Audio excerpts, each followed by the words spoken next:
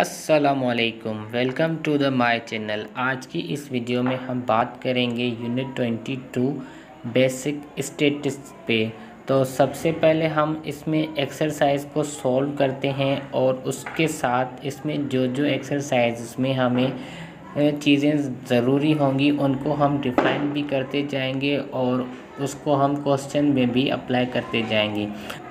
तो हम स्टार्ट करते हैं हमारी एक्सरसाइज 22.1 को। तो 22.1 एक्सरसाइज में देखें तो अब एक्सरसाइज 22.1 में हमारे पास फर्स्ट क्वेश्चन देखें क्या है कि identify type of data, discrete, continuous, nominal, ordinal and total number of observation in the following. तो क्वेश्चन नंबर 1 में जितने भी इसके टाइप हैं इन सब को सॉल्व करने के लिए हमारे पास सबसे पहले लाजमी मालूम होना चाहिए कि डिस्क्रीट क्या होता है, कंटिन्यूस क्या होता है, नॉमिनल क्या होता है और ऑर्डिनल क्या होता है। अब हम इसके बारे में सबसे पहले डिस्कस करते हैं, उसके बाद फिर हम इन क्वेश्चंस पे आएंगे तो हमें ये क्वेश्चन जो है ना वो ईजी लगेंगे। तो सबसे पहले हम न्यूमेरिकल को समझें। न्यूमेरिकल क्या होता है? It has numerical value or countable and measurable. तो न्यूमेरिकल मतलब कि उसमें न्यूमेरिकल वैल्यूज़ होंगी और वो काउंटेबल भी होंगी और मेजरेबल दोनों होंगी। तो अब उसके बाद हम कांस्टेंट को अगर देखें तो कांस्टेंट की डेफिनेशन हमारे पास वही है कि जो चेंज ना हो उसको हम कांस्टेंट कहते हैं और वेरिएबल वो जो चेंज हो जाए उसको हम वेरिएबल कहते हैं। अब क्वालिटेटिव वेरिएबल्स इसको भी समझ लें तो it has no numerical value only tell quality. तो यहाँ पे हमारे पास क्वालिटी वेरिएबल्स में क्या होगा, सिंपली कि उसमें न्यूमेरिकल वैल्यूज़ नहीं होंगी, उसमें हमें क्वालिटी बतानी होगी। तो अब टाइप ऑफ न्यूमेरिकल में देखें तो टाइप ऑफ न्यूमेरिकल हमारे पास कितने हैं? दो हैं, डिस्क्रीट और कंटिन्यूस। तो डिस्क्रीट मतलब कि which can be count. Discrete type वो होगा न्यूमेरिकल का जिसको हम काउंट कर सकें। तो हमें डिस्क्रीट के बारे में पता चल गया एक टाइप, और दूसरा टाइप कंटिन्यूस था। तो कंटिन्यूस को भी पढ़ें तो देखें क्या है, विच कैन बी मेजर, जिसको हम मेजर कर सकें वो हमारे पास टाइप कौन सा होगा? कंटिन्यूस। तो दो चीज़ें हमने यहाँ से पढ़ी और उसके बाद आगे देखें। आगे हमारे पास देखें तो क्वालिटी वेरिएबल्स हैं, उसके भी दो टाइप्स हैं, एक टाइप उसका नॉमिनल और दूसरा टाइप ऑर्डिनल। तो हमें नॉमिनल और ऑर्डिनल दोनों को पढ़ना है ताकि हम इसके जो टाइप्स हैं उस क्वेश्चन में अप्लाई कर सकें।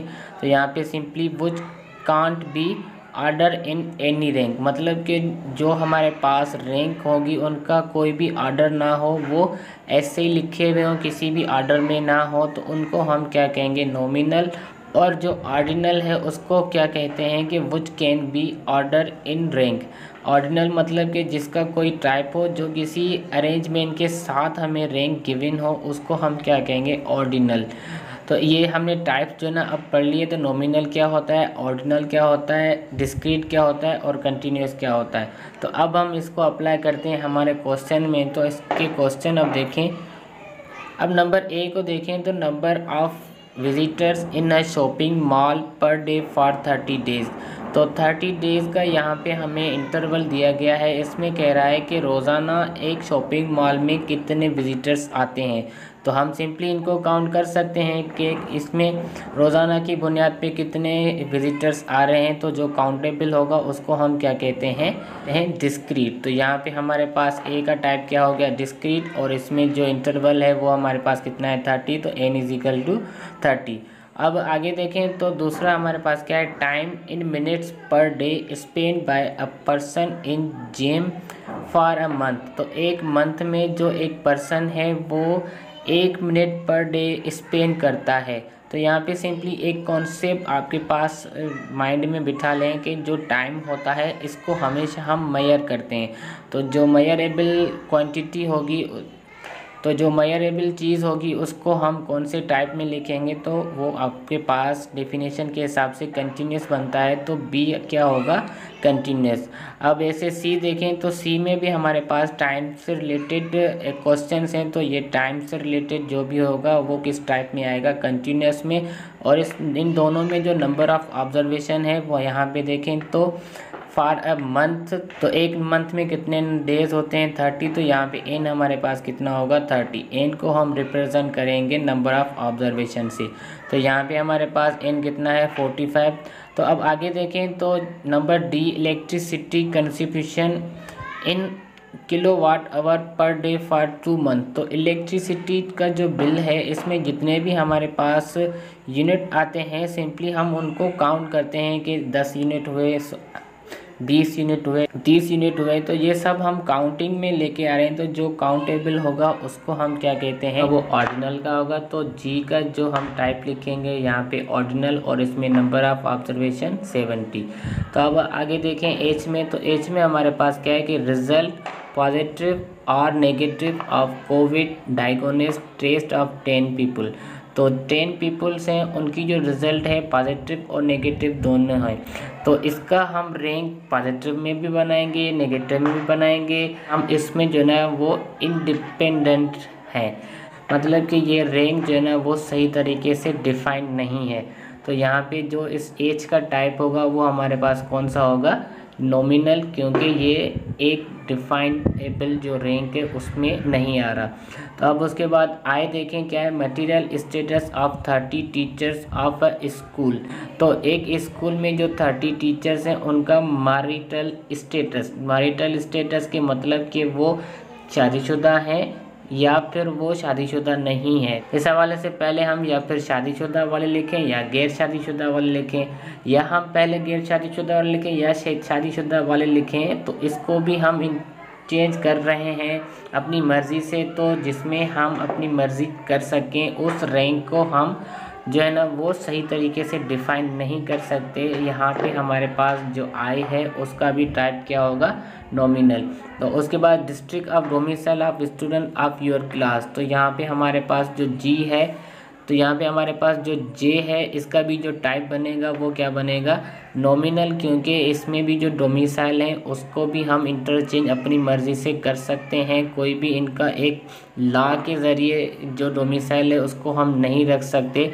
तो यहाँ पे हमारे पास ये भी क्या हो जाएगा, नॉमिनल। जे में देखें तो हमारे पास नंबर ऑफ़ ऑब्जर्वेशन जो है ना वो डिफाइन नहीं है, तो एन इसमें हम कुछ भी शो नहीं करेंगे। इस यहाँ पे जस्ट हम इसका टाइप जो है ना वो लिखेंगे और हमारा ये क्वेश्चन जो है ना वो नंबर 1 यहाँ पे कंप्लीट हुआ। अब तो ये देख सकते हैं कि क्वेश्चन नंबर 1 के जितने भी टाइप्स हैं और उसमें नंबर ऑफ़ ऑब्जर्वेशन जो है ना वो हमने यहाँ पे आपको शो करवाई हैं और किस तरीके से ये हो रही हैं, तो उसको भी हमने आपको एक्सरसाइज के क्वेश्चंस पढ़ के समझाया। Consider group frequency table of the educational level current class of study of 20 students going to a country tour from a school. The educational levels are। तो अब यहाँ पे हमारे पास एजुकेशन लेवल्स जो देखें वो क्या है, क्लासेस में दी गई हैं। तो क्लास 8 मैट्रिक, फिर क्लास 6, उसके बाद क्लास 9, क्लास 4 और क्लास 5। तो ये हमारे पास यहाँ पे एजुकेशन लेवल है। इसमें हमें इस लेवल का क्या बनाना है, ग्रुप फ्रीक्वेंसी। तो अब ग्रुप फ्रीक्वेंसी के लिए हमें सिंपली कौन कौन सी चीज़ें रिक्वायर्ड हैं, तो एक इसमें जो हमें गिवन है वो क्लास। अब इस क्लास के ज़रिए हम क्या क्या चीज़ें बनाएंगे, तो एक टेलीमार्क्स और फ्रीक्वेंसी। तो टेलीमार्क्स और फ्रीक्वेंसी हम इस क्लास की हेल्प से बनाएंगे तो हमारे पास जो ग्रुप फ्रीक्वेंसी है वो निकल जाएगी। तो अब सिंपली टेलीमार्क्स हम किस तरीके से बनाएं, तो सबसे पहले हम इस क्लास में देखें तो हमें जो लोएस्ट क्लास मिला हुआ है वो है 4 और जो हाईएस्ट क्लास है वो है मैट्रिक। तो 4 से लेके मैट्रिक तक हमने इसमें क्लास जो है ना वो रो बाय रो अरेंज किए हैं। अब हम इसके लिए टेलीमार्क्स बनाएंगे। तो टेलीमार्क्स का मतलब ये होता है कि एक क्लास कितनी बार रिपीट हुआ है, तो जो क्लास जितनी बार रिपीट होगा उसका हम उतनी बार लाइन्स देंगे। अगर एक क्लास एक बार रिपीट होगा तो उसके लिए एक लाइन, अगर 2 बार रिपीट होगा तो 2 लाइन्स। और इसमें एक कंडीशन ये भी याद रखें कि सिंपली जब भी हम टेलीमार्क्स बनाएंगे तो उसमें जो ग्रुप बनेगा वो 5 का बनेगा। तो हम ये क्वेश्चंस करेंगे तो उसमें आपको ये ग्रुप के हवाले से भी मज़ीद समझा देंगे कि ये किस तरीके से होंगे। तो अब सिंपली देखें तो क्लास 4 क्लास 4 हमारे पास इस पूरी एजुकेशन लेवल में वन टाइम आया है, तो उसके लिए हमने जस्ट 1 लाइन दी है। उसके अलावा क्लास 4 इसमें रिपीट नहीं हुआ। तो अब क्लास 5 में देखें तो क्लास 5 भी इस पूरी लेवल में जस्ट 1 टाइम आया है, तो उसके लिए भी हमने 1 लाइन दी। अब क्लास 6 इसमें देखेंगे तो वो 3 टाइम आया है, तो उसके लिए हमने 3 लाइन्स दी। और क्लास 7 2 बार आया है, तो उसके लिए हमने 2 लाइन्स लगाई। और क्लास 8 4 टाइम्स आया है, तो उसके लिए 4 लाइन्स। क्लास 9 भी 4 टाइम आया है, तो उसके लिए 4 लाइन्स। और क्लास मैट्रिक जो है ना वो 5 टाइम आया है, तो उसके लिए 5 लाइन्स। अब 4 के बाद जो 5 लाइन्स हम देंगे वो इसको क्लोज करके देंगे ताकि ये एक ग्रुप बन जाए। तो अगर मैट्रिक क्लास जो है ना वो 6 टाइम या 7 टाइम आता, तो बाकी हम जो 2 लाइन्स देंगे वो एक नए ग्रुप में देंगे और उसके बाद हम फिर से 5 का ग्रुप बनाएंगे। जैसे हमने क्लास मैट्रिक में देखें तो ये हमने 5 का ग्रुप बनाया है। तो अब उसके बाद देखें तो हम फ्रीक्वेंसी किस तरीके से लिखेंगे। तो जितनी भी टेली मार्क्स में हमने लाइन दी हैं वो सब हम काउंट करेंगे, उनके नंबर्स यहाँ पे लिखेंगे। तो यहाँ पे 1 लाइन है तो फ्रीक्वेंसी 1, यहाँ पे 1 लाइन है फ्रीक्वेंसी 1, यहाँ पे 3 लाइन से फ्रीक्वेंसी 3, यहाँ पे 2 लाइन से फ्रीक्वेंसी 2, यहाँ पे 4 तो हमने फ्रीक्वेंसी 4, यहाँ पे 4 तो फ्रीक्वेंसी 4 और लास्ट में देखें 5 तो यहाँ पे फ्रीक्वेंसी 5। अब हम क्या करेंगे तो ये जो फ्रीक्वेंसी है इनको टोटल करेंगे और टोटल में हमारे पास ये उतने ही नंबर आने चाहिए जितने यहाँ पे हमें एजुकेशनल लेवल में दिए गए हैं। तो यहाँ पे जब हम काउंट करेंगे इनको तो हमें टोटल जो ये क्लासेस रिपीटेशन के साथ दिए गए हैं वो 20 टाइम्स होंगे। और यहाँ पे फ्रीक्वेंसी भी आप देख सकते हैं कि हमें क्या मिली है 20। तो नंबर ऑफ़ फ्रीक्वेंसी और ये जो एजुकेशनल लेवल है वो हमारे पास हमेशा इक्वल आनी चाहिए। तो यहाँ पे हमारे पास ग्रुप फ्रीक्वेंसी कंप्लीट हुई और इस क्वेश्चन में हमें जस्ट ग्रुप फ्रीक्वेंसी ही बनानी थी। ग्रुप फ्रीक्वेंसी के लिए हम जस्ट टेलीमार्क और फ्रीक्वेंसी को लेंगे तो हमारे पास ग्रुप फ्रीक्वेंसी बन जाएगी। 3. The mode of transport used by 20 students to attend a language course were noted as given below. Construct group frequency table with percentage frequency। तो सिंपली हमारे पास यहाँ पे एक मोड है, इस मोड का हमें क्या बनाना है फ्रीक्वेंसी टेबल और उसके साथ परसेंटेज फ्रीक्वेंसीज़। तो जैसा कि हम क्वेश्चन नंबर 2 में फ्रीक्वेंसी टेबल्स बनाना सीख के आ चुके हैं, अब यहाँ पे हमें सिर्फ परसेंटेज फ्रीक्वेंसी जो है ना उसको समझना है। तो बाकी हमारे पास ये क्वेश्चन नंबर 2 सेम है। तो अब सिंपली यहाँ पे देखें तो हमें मोड का टाइप मिला हुआ है, तो हमारे पास यहाँ पे टाइटल क्या होगा मोड। तो अब मोड जो है ना वो कितने मोड हैं तो देखें, एक वॉक, दूसरा बाइक, फिर बस और कार। इन 4 के अलावा बाकी इनमें से कोई भी मोड नहीं है, तो हम इनका 1 बाय 1 रोज़ बनाएंगे। अब आगे इसकी टेलीमार्क्स, तो टेलीमार्क्स देखें क्या होगी, जितनी बार वॉक इस ट्रांसपेरेंट में इस्तेमाल हुआ है उतनी लाइन्स हम इसमें देंगे। तो वॉक जो है ना इस कंडीशन में 7 टाइम आया है, तो उसके लिए हमने 5 का ग्रुप बनाया और 2 लाइन जो है ना वो अलग से दी। अब बाइक जो है ना वो तो देखें बाइक इसमें 2 बार रिपीट हुई है, उसके लिए हमने 2 लाइन दी। अब बस भी इसी सेम तरीके से इस सिचुएशन में 5 टाइम रिपीट हुआ है, तो उसके लिए हमने 5 का ग्रुप बनाया और उसके अलावा 1 टाइम और मज़ीद रिपीट हुआ है, तो उसके लिए हमने 1 लाइन अलग से दी। अब ऐसे सेम तरीके से कार देखें तो कार जस्ट 5 टाइम आई है, तो उसके लिए हमने 5 लाइन्स का ग्रुप बनाया। तो ये टेलीमार्क्स, अब इसके ज़रिए हम फ्रीक्वेंसी निकाल सकते हैं। तो फ्रीक्वेंसी यहाँ पे जितनी लाइन्स हैं उतनी फ्रीक्वेंसी का नंबर, तो 7 line 7 number, 2 line 2 number, 6 line 6 number और यहाँ पे 5 लाइन 5। तो टोटल जब अब इसको काउंट करेंगे तो हमारे पास 20 आएगा। और इतनी ही हमें ऊपर देखें तो ऑब्जर्वेशन ये मिली हुई है कि 20 स्टूडेंट्स। तो फ्रीक्वेंसी हमारे पास 20 आ गई। अब हमें इसका परसेंटेज देखना है। तो परसेंटेज के लिए फार्मूला है कि percentage of frequency is equal to frequency upon n, और उसको मल्टीप्लाई करेंगे 100 से। तो फ्रीक्वेंसी यहाँ पे हमें 7 मिली और एन हमारे पास जो है ना वो 20, इसको मल्टीप्लाई करें 100 से तो हमें जो परसेंटेज मिलेगा वो मिलेगा 35%। तो इसी सेम तरीके से अब 2 का परसेंटेज निकालेंगे तो 10% मिलेगा, 6 का परसेंटेज निकालेंगे तो 30% मिलेगा, और 5 का परसेंट फ्रीक्वेंसी निकालेंगे तो हमें क्या मिलेगा 25। अब आगे देखें तो ये जितनी भी फ्रीक्वेंसीज़ हमारे पास परसेंटेज में मिली हैं, जब हम इनको सम करेंगे तो इनका सम हमारा इक्वल टू 1 आना चाहिए। तो यहाँ पे 35, 10, 30 और 25 को हम सम करेंगे तो हम यहाँ पे हमें 100 मिलेगा। तो 100% जब हम 100 का निकालेंगे तो क्या होगा 1। तो इसका मतलब हमारे पास ये परसेंटेज फ्रीक्वेंसी क्या आ गई 1। तो यहाँ पे हमारे पास क्वेश्चन नंबर 3 जो ना वो कंप्लीट हुआ। Question number 4, classify responses of 40 families on new frequently they spend vacation out of city in a group frequency distribution, also compute relative frequency।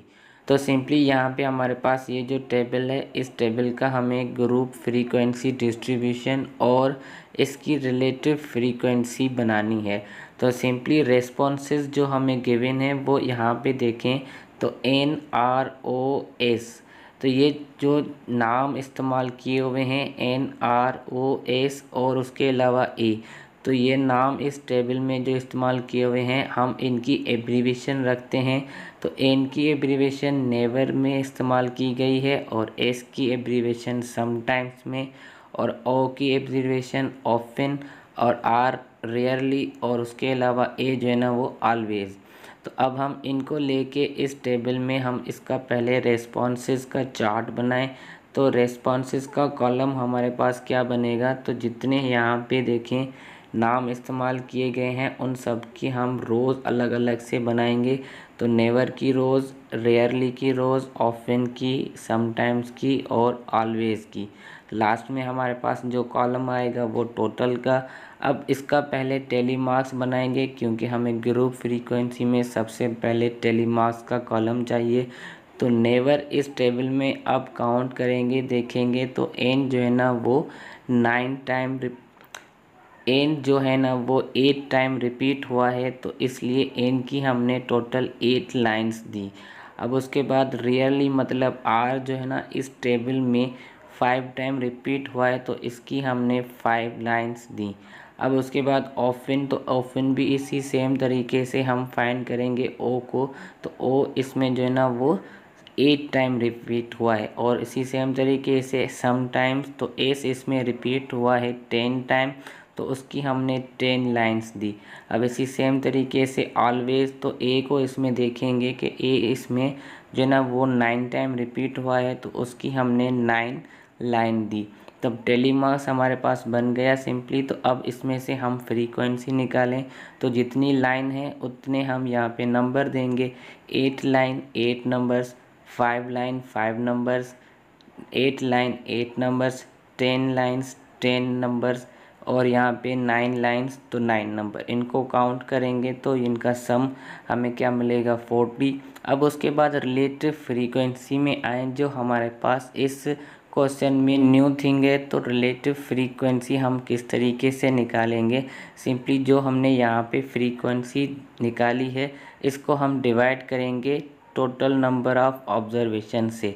तो टोटल नंबर ऑफ़ ऑब्जर्वेशन यहाँ पे कितनी है 40, तो 8 को 40 से डिवाइड करेंगे 0.2, और 5 को 40 से डिवाइड करेंगे 0.125। उसके बाद 8 को 40 से डिवाइड 0.2, 10 को 40 से डिवाइड करेंगे 0.25, 9 को 40 से डिवाइड करेंगे 0.225।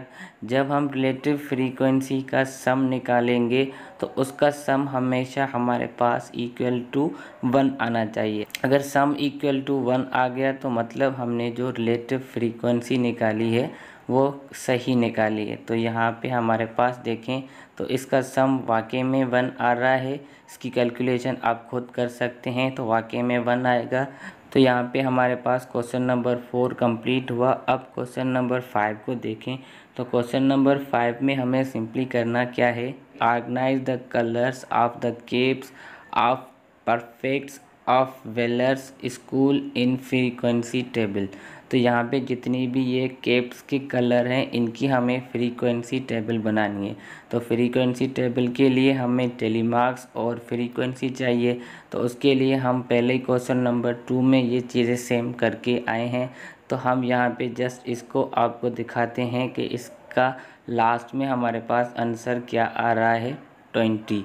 तो ये 20 किस तरीके से आया और यहाँ पे ये लाइंस कितनी किस तरीके से आई हैं और ये कॉलम किस तरीके से बना हुआ है। तो ये हमने क्वेश्चन नंबर 2 और इससे पहले जितने भी क्वेश्चन हमने किए हैं उसमें सिंपली आपको समझाया है। तो इस क्वेश्चन को हम जस्ट आपके सामने स्क्रीन पे शो कर रहे हैं कि इस क्वेश्चन की सॉल्यूशन ये होगी।